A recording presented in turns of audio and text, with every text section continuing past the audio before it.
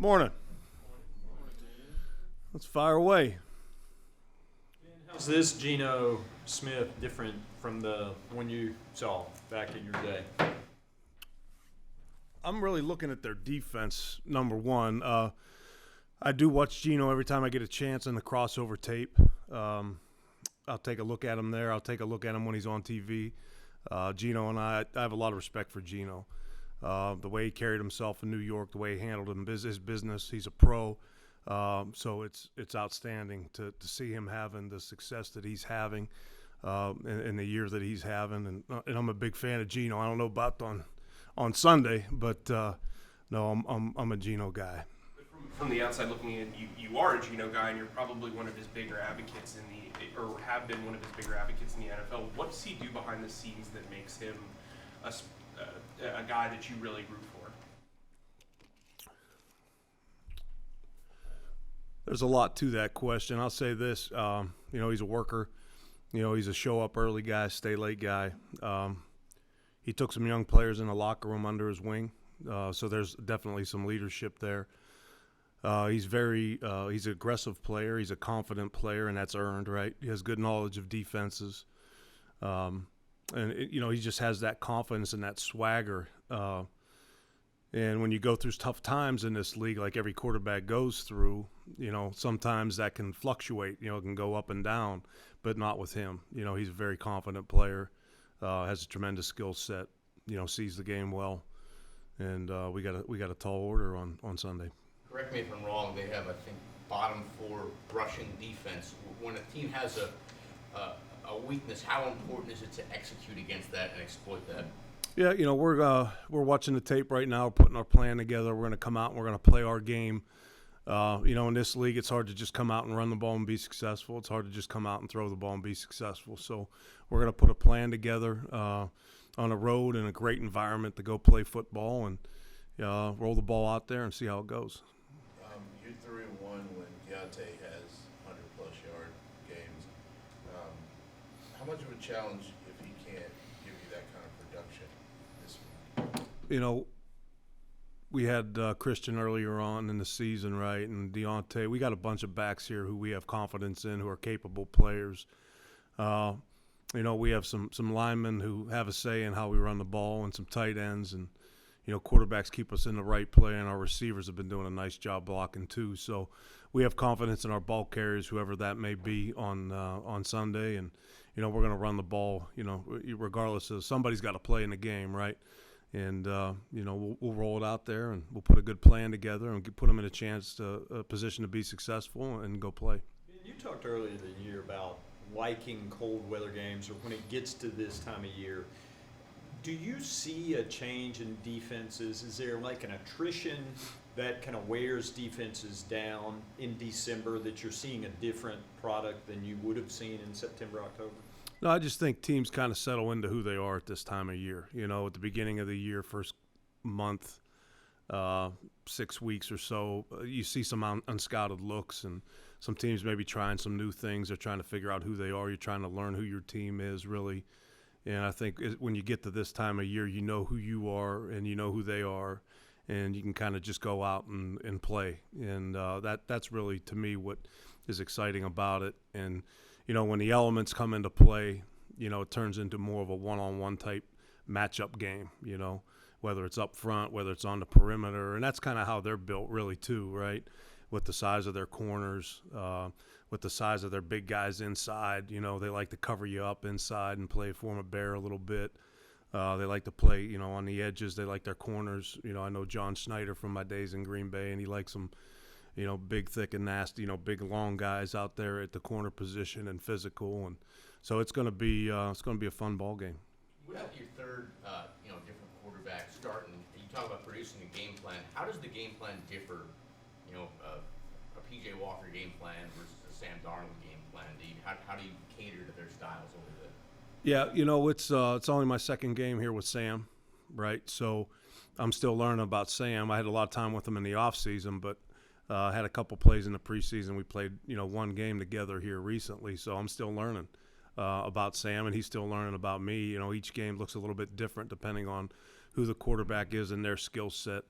And it really depends on how the game unfolds. That's kind of when you see, when you get the third down maybe, or you get into the red zone or whatever the case may be situationally, that's where you really see some subtleties and some differences on how you play. But that's a great question, but I'm still learning. I'm learning about Sam, and he's still learning about me, and we just got to keep our, lines of communication open. That's important for us. Did the bye week help that, to give you that time to kind of look at the tape a little extra and figure out, It would have been better if we had a game to play, but we didn't have a game to play. So, when you really learn about each other the most when it comes to comes to game day. What did you see from Cade Mays in practice that let you know that he could be in the backfield and be a fullback?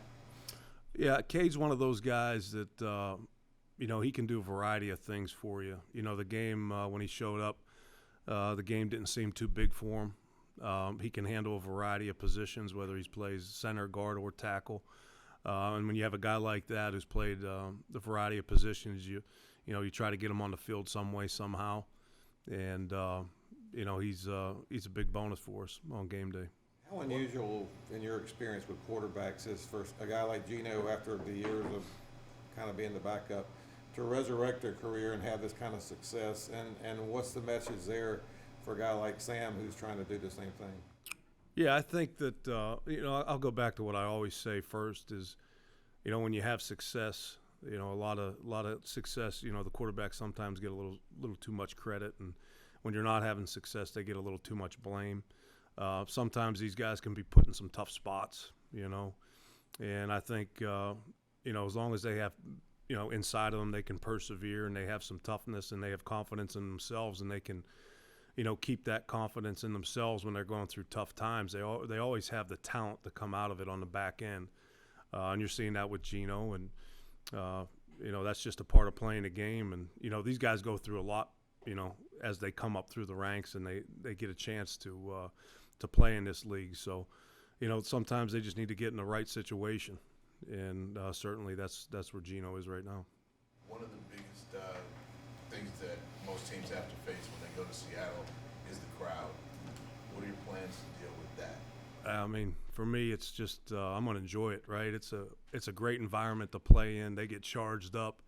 It gets loud. It's just a great environment to go play football in. Hopefully, we get a little bit of rain, right? So that's exactly, we're built for that.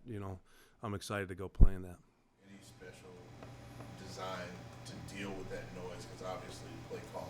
Yeah, we just need to be on time this week, right? So when the ball's snapped, if everybody's moving at the same time, we've got a chance to be successful. That's probably the biggest challenge in it, but it'll be a great environment for our guys. Ben, I'm wondering, of Sam Darnold's completions to DJ Moore, the 26-yard crosser, the touchdown, and the 52-yarder, which one impressed you most? I don't know, but I'm in favor of them all. Yeah. No, they were all good plays. I think the one down the field on the right sideline there is a credit to the whole offense and the staff and the players. It was something that wasn't in the game plan, and we installed it right before we installed the protection and everything right before we went in before the half.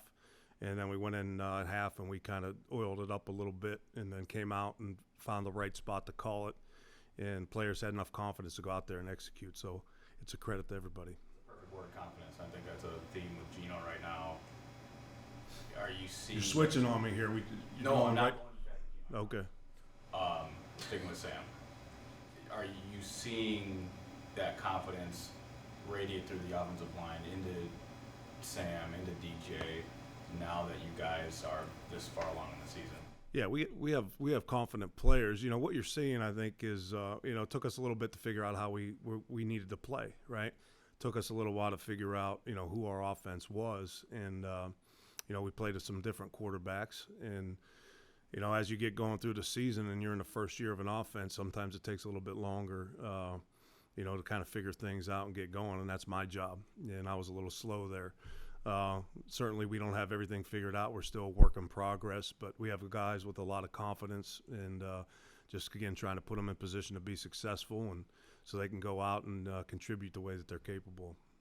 Along that line, you kind of mentioned that you're still getting to learn Sam right now with 3 quarterbacks with Baker, PJ, and now Sam, having to learn them all, how difficult has that been, or how challenging has that been for you, trying to install an offense and then going through kind of multiple quarterbacks here? Yeah, it's not easy, but I'm in the room every day too, and we have, we try to have open lines of communication as much as possible.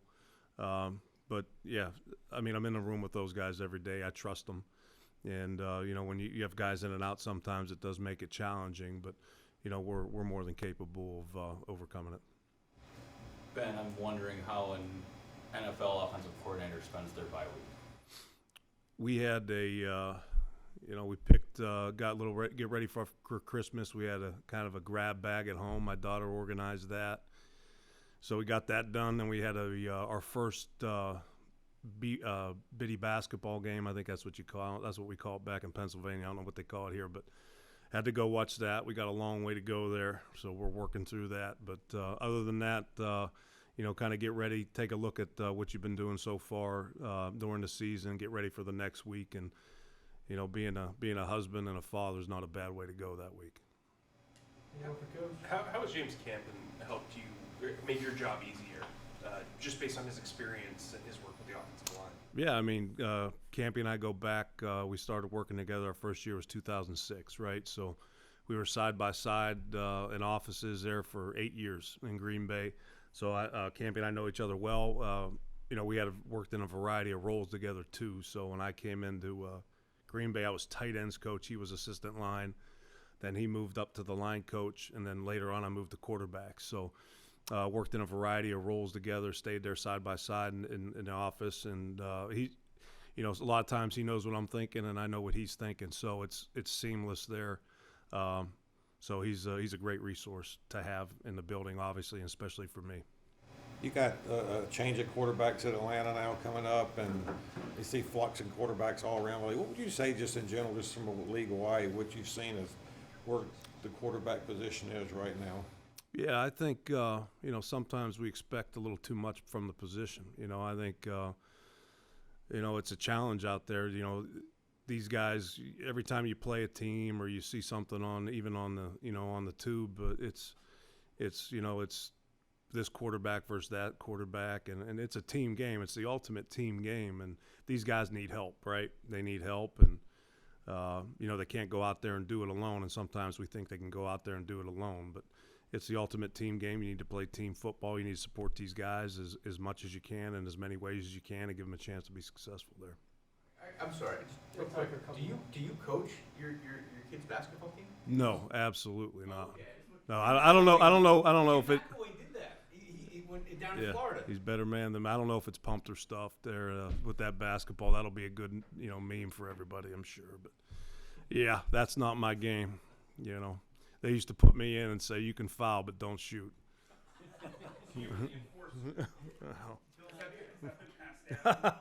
No, absolutely not. He's got a good mother. All right, appreciate you guys.